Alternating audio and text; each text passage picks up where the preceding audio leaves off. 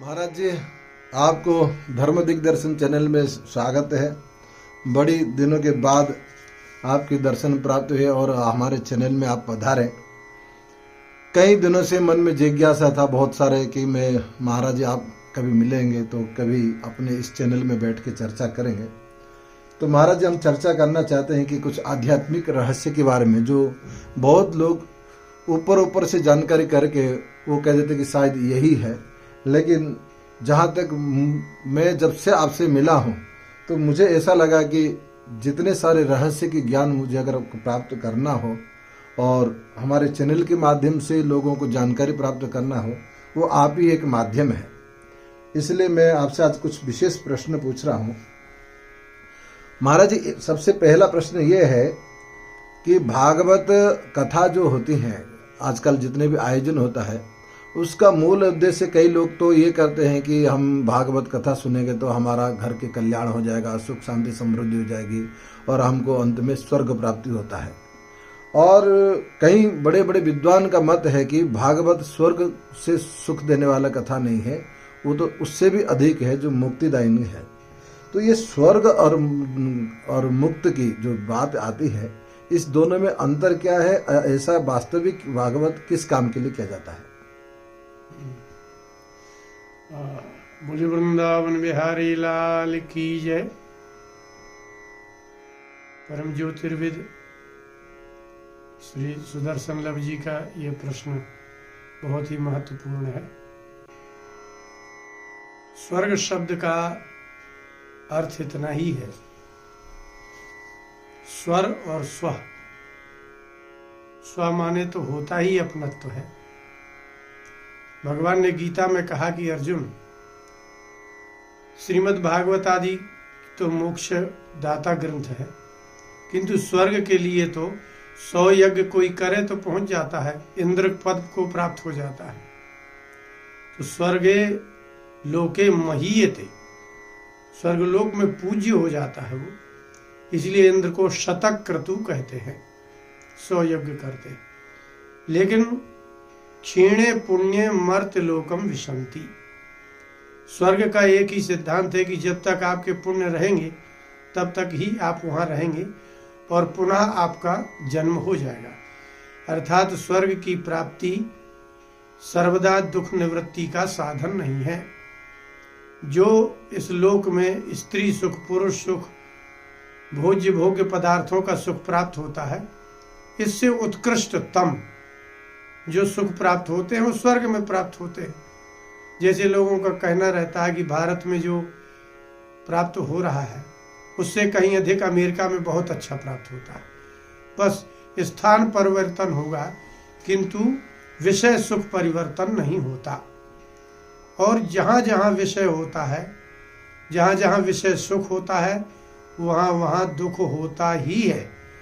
इसलिए पुराणों में देवताओं दैत्यों का भयानक भयंकर दुख लिखा हुआ है। युद्ध होता है तो जहाँ युद्ध होता होगा, जय पराजय होती होगी, जहाँ संपत्ति और सुख भोग के लिए संघर्ष होता होगा, वह सुख भी दुख जैसा ही है। इसलिए जो सुख दुख मृत्यु लोक में है, वही सुख दुख आपको स्वर्ग में मिलेगा।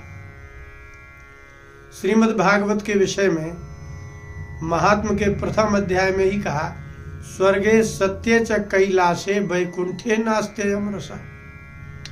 जो रस श्रीमद् भागवत में आपको प्राप्त होगा वो स्वर्ग लोक में नहीं है। और इतना ही नहीं, जब आप पढ़ेंगे तो पंचम स्कंद में देवताओं ने कहा कि भारताजिर, भारत के आंगन में जन्म लेने वाला पुरुष स्त्री, वो हमसे अधिक भाग्यशाली है। इसका तात्पर्य अहो अमीशाम किमकारी शोभनम।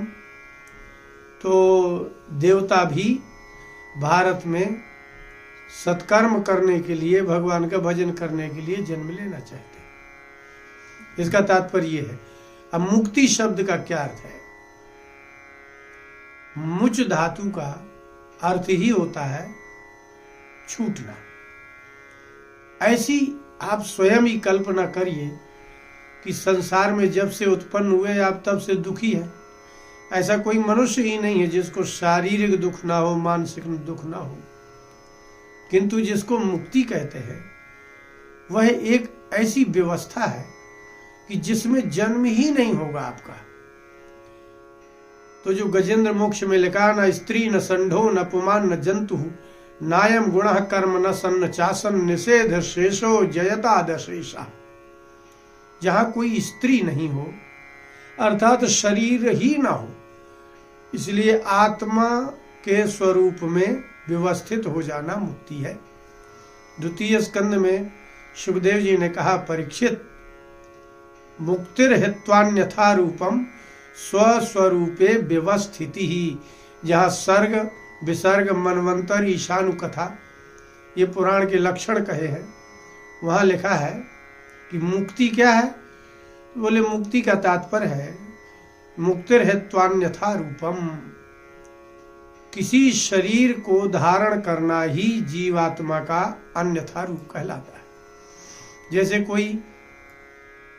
जैसे हनुमान जी ने राम जी को लाने के लिए बटु ब्रह्मचारी का रूप ब्राह्मण का धारण किया, तो अन्यथा रूप था, ये हनुमान जी का रूप नहीं है। हनुमान जी का ये वास्तविक रूप है ही नहीं, क्योंकि जिस स्वरूप को त्यागा जा सकता है उसको अन्यथा रूप कहते हैं।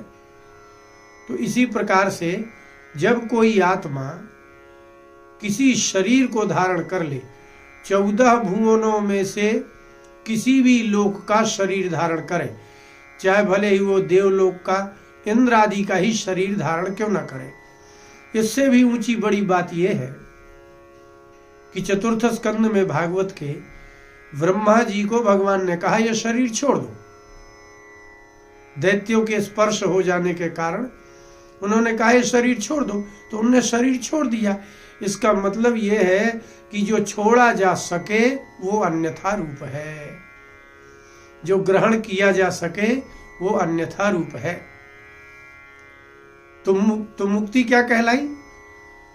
हित्वान्यथा रूपम, संसार का कोई भी शरीर प्राप्त, किसी भी लोक का शरीर प्राप्त ना हो और वह आत्मा आत्मा ही हो, बिल्कुल उसमें कुछ हो ही नहीं, बस उसी का नाम मुक्ति है।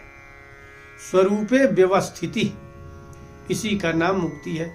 आत्मा का स्वरूप क्या होगा? तो बोले सुखम आत्यंतिकम रूपम, आत्यंतिक स्वरूप को ही सुख कहते हैं और वह आत्मा का स्वरूप है। तो मुक्ति का तात्पर्य क्या हुआ? आप जन्म माने शरीर धारण करने के पूर्व जो स्थिति आपकी होगी बस उसी का नाम आत्मा है। जैसे मान लीजिए कोई रोगी हो, उससे पूछो कि भाई स्वास्थ्य किसे कहते हैं? बोले मैं रोगी हूं, इसके पहले मैं स्वस्थ था। स्वस्मिन् तिष्ठति इति स्वस्था, मैं जैसा था वैसे ही स्वरूप में स्थित होना स्वास्थ्य है। तो रोग होने के पूर्व की स्थिति को स्वस्थ कहते हैं। इसी प्रकार से किसी भी लोक के किसी भी शरीर को धारण करने के पूर्व जो आत्मा का स्वरूप है उसी का नाम मुक्ति है। अब बंधन क्या हो गया? इसका मतलब है शरीर की प्राप्ति बंधन है और शरीर का पुनः प्राप्त न होना मुक्ति है। यदि शरीर प्राप्त होगा तो एक बात पक्की है कि आपके हाथ पैर नाक मुंह जाति लोक लोकांतर की जाति होगी ही होगी। इसी से कहा जाता है कि आत्मा अशरीरी है। कंस के मारने के लिए जब आकाशवाणी हुई तो वहां एक शब्द लिखा भागवत में, यद वागाहा शरीरिणी। जितने शरीरधारी जीव हैं जिस लोक में भी, उनकी जिह्वा से निकलने वाली वाणी शरीर वाक कहलाती है। लेकिन उसमें लिखा है यद वागाहा शरीरिणी, अशरीरिणी वाक। तो जिसके शरीर हो उसको शरीर ही कहते हैं। अब उसका शरीर ही नहीं है तो आप तो कल्पना ही करिए कि जब शरीर नहीं होगा तो आत्मा का क्या स्वरूप होगा। आपको इन नेत्रों से दिखाई देने वाला जो भी द्रव्य है, पृथ्वी जल तेज वायु आकाश काल दिशा आत्मा मन जो भी होगा, इससे जो पृथक होगा बस वही आत्मा का स्वरूप है।